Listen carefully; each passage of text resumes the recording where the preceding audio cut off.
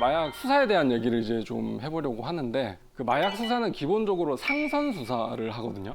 상선이 뭐냐면 마약을 투약한 사람 입장에서 그 사람한테 마약을 준 상위의 단계에 있는 사람을 상선이라고 그러고 그 상선을 기준으로 이 투약자는 하선이 되는 거죠.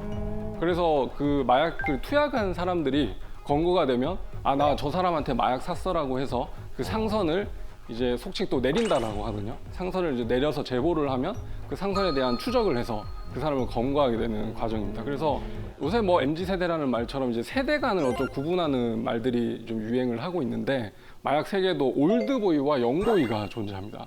그 OB와 YB가 하는데 이 사람들의 어떤 그 범행 수법이 완전 다르기 때문에 검사로서 수사할 때도 그 접근 방법이 다르거든요. 올드보이 분들은 이제 연령대가 한 40, 50대 분들이죠. 대면 거래를 원하세요.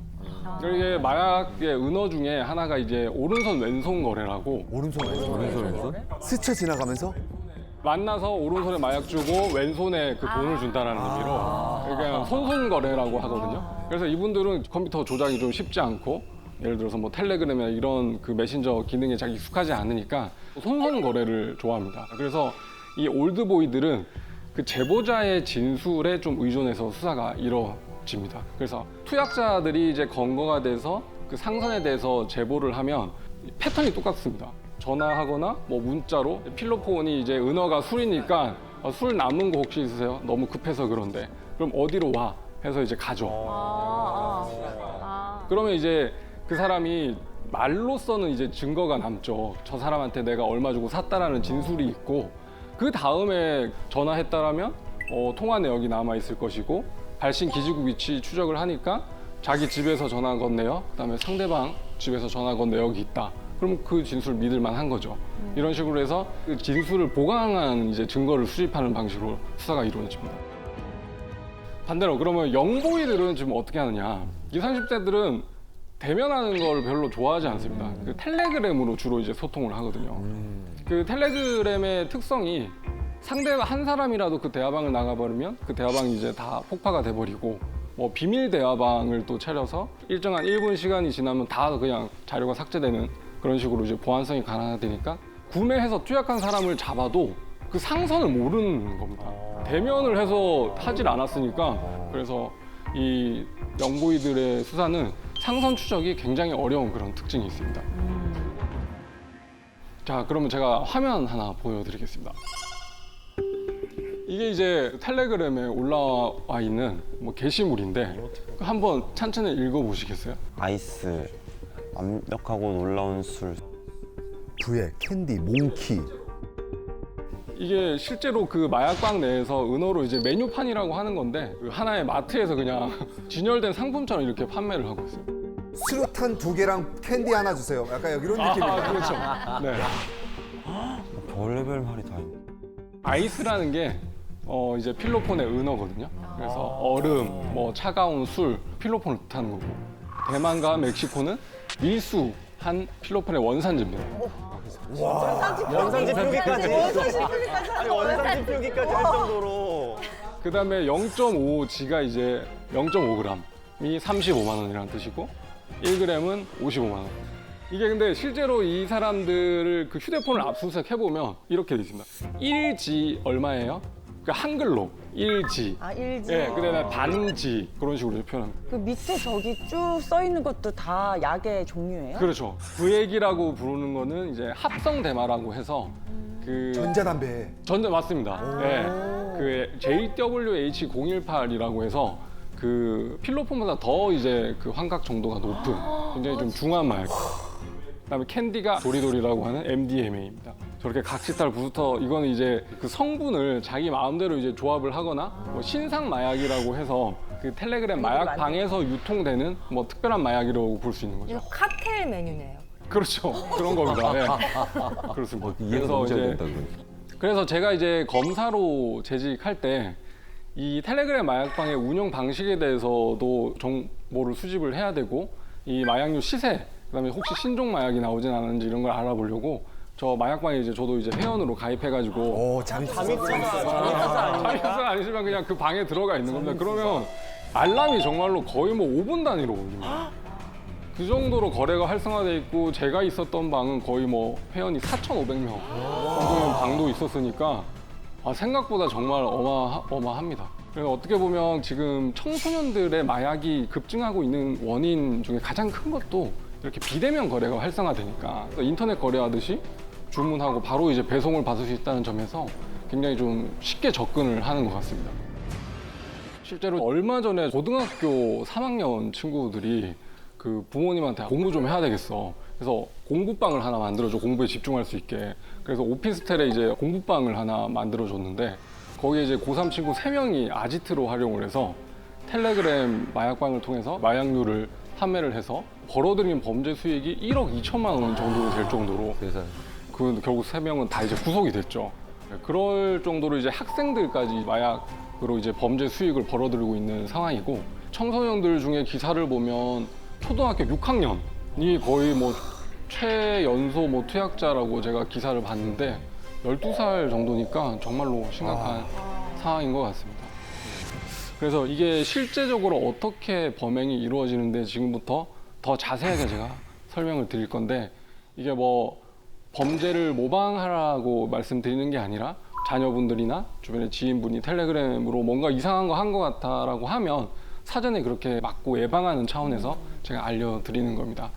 실제로 그 기사에도 났었는데 한 마약 사건 전담하는 판사님께서 지하철 탔는데 그 옆에 어떤 사람이 휴대폰으로 이제 텔레그램으로 마약을 막 주문을 하고 있는 거를 바로 신고를 해가지고 거기서 현장에서 잡힌 경우도 있었거든요. 근데 더 충격적인 건 집에 가는 지하철 안에서 네. 마약을 주문하고 있다는 게. 그렇죠. 아마 그렇게. SNS 하듯이 이렇게. 네. 그러니까 여러분들 아시면 또 누군가를 또 신고하거나 뭐 공익적 목적으로 좀 활용할 수 있을 것 같습니다. 자, 구조에 대해서 좀 설명을 드리면 이게 거의 뭐 피라미드식 다단계 회사랑 똑같습니다. 중소기업입니다. 그래서 총책, 그다음에 인증 딜러, 그다음에 드라퍼라는 그런 개념이 나오는데 총책은 이제 제일 그 우두머리에 있는 사람이고 인증 딜러라는 사람은 총책으로부터 받은 마약을 팔 수 있게 권한을 득한 사람, 그걸 인증 딜러라고 해요. 그래서 뭐 그 전국을 이제 권역화 해가지고 뭐 경상권, 그다음에 뭐 전라권, 충청권, 서울 뭐 이런 식으로 권역을 나눠서 인증 딜러를 이제 배치해 놓는 거죠.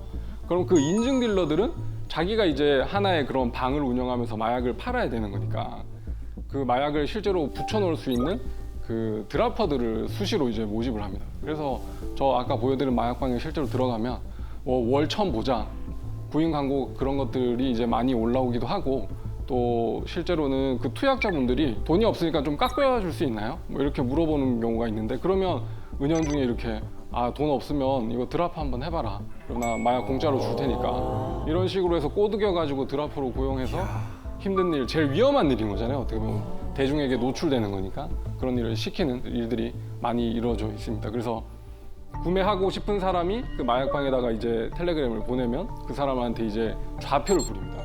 좌표라고 하는 것은 이제 마약을 드라퍼들이 숨겨둘 때 그 도로명 주소 같은 거를 이제 찍고 그다음에 숨겨놓은 장소를 이렇게 찍어요. 그래서 보내면 그거 사진 보고 찾아가서 그걸 이제 득하고 실제로 그 사기치는 사람들도 많이 있어가지고 거기 숨겨놓지도 않았는데 그냥 돈만 받고 왜냐하면 신고를 못 하잖아요. 그렇기 때문에 사기로 악용하는 분들도 계시죠. 근데 반대로 마약 사범 중에 이런 사람도 있었어요. 조사를 해보니까 마약 숨겨놓는 그런 위치를 그 텔레그램 방에서 봐가지고 자기가 짐작해서 그걸 찾았다는 거예요. 물론 뭐 거짓말일 수도 있겠지만 충분히 그럴 수 있다는 생각이 들었습니다. 네. 그럴 수 있겠다. 네, 그래서 저도 이제 실제로 그 마약 수사관 분들이랑 같이 함정 수사를 해서 최대한 그 드라퍼들한테 대면 거래를 유도를 하죠. 나는 이거 보면서 사고 싶다라고 해서 그 현장에 나온 사람들을 이제 체포해서 뭐 상선을 타고 가는 수사를 한다거나 아니면 그 드라퍼들한테 좌표를 받아서 그 이제 마약류를 수거를 하면 그 이제 비닐팩에 묻어 있는 지문을 추적을 해서 그 이제 마약을 포장한 사람을 체포하는 그런 기법도 많이 쓰고 있습니다. 또 마약 수사에 대해서 궁금하셨던 거 있으세요? 수사 과정? 저 근데 영화 같은 데 보면 네. 왜 드라퍼를 잡고 상선까지 이렇게 수사를 딱 파고고 들었는데 알고 봤더니 상선이 이미 감옥에서 그냥 자기는 감옥에 들어간 상태에서 모든 걸 진두지휘하고 있어서 이 사람을 더 이상 벌 줄 수도 없는 상황 막 네. 이런 것들이 나오거든요. 아, 그럴 수도 있습니다. 실제로 뭐 세간에 화제가 됐던 그 아시아 마약왕 사건이라는 필리핀. 그 이런 거 보면 필리핀 교도소 안에서 한국의 그 사람들을 이제 지휘해서 텔레그램 마약방을 운영하는 사례도 있을 정도로 그러면 그 더 줘야 되지 않나요? 그 성량을? 형량을? 형량을 더 줘야죠. 필리핀에서 처벌받은 걸로 아는데 어마어마한 형을 받은 걸로 알고 있습니다. 자, 그러면 우리 한국에서 가장 많이 소비되는 마약은 뭘 것 같으세요? 필로폰 아닐까요? 맞습니다. 예. 필로폰이 지금 그 단속된 마약류 중에서 거의 뭐 68% 이상을 차지할 정도로 압도적으로 많은데요. 제 개인적으로는 그 필로폰이 중독이 너무 심하고 그 인간의 노력으로는 이제 끊을 수 없다는 거를 제가 여러 마약 사범들 인터뷰하면서 많이 느꼈죠. 제가 이제 만났던 그 피의자 중에 이런 사례도 있었습니다. 처음에는 기소유예 처분을 해서 이제 선처를 받고, 그 다음에는 이제 기소돼서 집행유예를 선고받고, 그 다음에 구속돼서 시정을 선고받고 이런 전력을 거치다가 교도소로 이제 수감이 됐습니다. 그래서 뭐 2년, 3년 이렇게 복역하고 나왔어요. 출소 그 당일에 투약을 화장실에서 하고 집으로 갔어요. 근데 아내분이 보니까 알죠. 그러니까 마약을 또 필로폰을 했구나 해서 그 자리에서 또 신고를 합니다. 그래서 출소된 날 바로 경찰한테 현행범인으로 체포돼서 다시 들어온 사람도 있었거든요. 그만큼 이제 필로폰에 중독되면 위험하다는 건데, 그 다음에 이분들은 이제 20대 커플이었어요. 20대 초반에. 근데 참 어떻게 보면 무지한 건데, 남자가 이제 그 여자한테 그 우리 캠핑 가가지고 뭐 기분 좋게 하는 약을 자기가 구해왔는데 이게 같이 한번 우리 투약해볼래? 하고 여자친구를 계속 설득을 한 거예요. 그 여자친구가 뭐 한번 해보자고 호기심에 이렇게 했는데 초심자니까 이제 주사기를 잘 못 놨나 봐요. 그 여자친구분이 뭐 피부가 파랗게 변하면서 호흡 곤란이 찾아와서 응급실에 급하게 실려갔어요. 그래서 그 응급실에서 이제 범행이 발각돼가지고 수사가 이루어진 경우가 있었는데, 그냥 호기심에 그렇게 못 모르고 주사를 했다가 정말로 생명에 위독한 순간까지 오는 이런 경우도 있었습니다. 겁도 없다. 네. 진짜. 필로폰이 이제 향정신성 의약품이잖아요. 그 향정이라는 단어 뜻 자체가 방향성을 띠고 어떤 정신을 한 방향으로 흐르게 한다는 그런 뜻인 건데, 필로폰이 각성 효과와 동시에 하나에게 몰입하게 해줍니다. 그래서 실제로 그 마약 사범들 인터뷰를 해보면 이제 이게 속칭 꽂힌다라고 하는데, 꽂히는 걸 보면 이제 성관계에 꽂히는 게 대부분이고, 근데 의외로 그 남자분들은 이제 휴대폰 게임을 그냥 8시간 동안 쉬지 않고 하는 거. 뭐 필로폰을 하고요? 예. 그리고 여성분들 중에는 청소도 의외로 많습니다. 그 필로폰을 투약하고 난 다음에 8시간 동안 밀린 집안일 같은 걸 하는 거죠. 얼마나 깨끗하게 하시려고. 실제로 제가 물어보니까 평소에는 하기 싫다가 이렇게 딱 투약을 하고 나면 그 각성 효과로 말끔하게 청소하는 그게 너무 기분이 좋았다고. 그 다음에 또 수다가 있어가지고, 네, 그래서 같이 이제 투약을 하고 동성끼리 8시간 동안 이제 수다 떨고 뭐 전화하는 그런 사람도 있다고 합니다. 저는 막 그런 얘기 많이 들었어요. 먹는 거. 네, 과자 한 봉지 이만한 거를 뭐 그렇습니다. 다 먹었다. 예, 그렇죠. 한 번 꽂힌 게 그게 안 바뀐다고 하더라고요. 그 사람은 매번 할 때마다 네, 그래요? 똑같은 대로 해서. 그래서 실제로 수사해 보면 투약 장소도 갔던 모텔, 그 모텔 302호 특정 모텔에서 항상 투약을 합니다, 보면. 그래서 같은 모텔만 가니까 이제 자기가 그 모텔 어떤 천장에다가 이제 필로폰을 숨겨놓고 이제 구속돼서 형을 복역하고 그 모텔에 다시 가서 그 방에서 이제 마약을 찾아서 하시는 분들도 있을 정도로 굉장히 좀 특이한 마약인 것 같습니다. 근데 이게 처음에는 이렇게 하나에 꽂혀가지고 몰입하는 게 이제 기분이 좋고 이게 속칭 하이라는 게 오지만 그 8시간이 경과한 이후에 찾아오는 그 우울감은 정말로 말로 표현할 수 없을 정도라고 하더라고요. 향정신성 약물들이 대부분 왜 우리 뇌에서 실제로 왜 도파민 같은 신경 전달 물질을 한꺼번에 확 시냅스 공간에서 생산하게 만드는데, 근데 문제는 우리 뇌가 이제 항상성 기제가 있어가지고 뭘 확 뿌리거나 생산하면 그 다음에 안 생산하는, 생산을 하지 않는 그런 기능이 있거든요. 그러니까 실제로 뇌 자체가 우울한 거죠. 도파민이 기분을 좀 더 좋게 만들어주는 물질인데 그걸 평상시 생산을 아예 안 해버리니까, 그러니까 그 물질을 외부에서 자꾸 유입할 수 있도록 유혹에 쉽게 빠지는 건데, 항상 저희들이 말씀드리지만 물리적으로 뇌가 변한 겁니다. 물리적으로 뇌가. 네.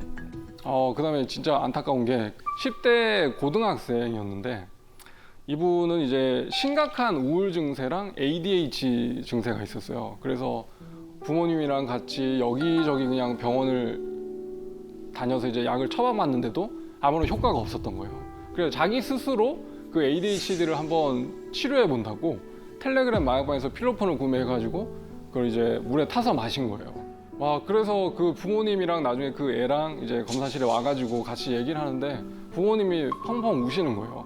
근데 애가 어떤 뭐 다른 목적이 있었던 건 아니고 정말로 자기 병세가 좀 호전될까봐 이렇게 투약을 했다고 하던데 아, 이렇게 안타까운 사실 사연도 있습니다.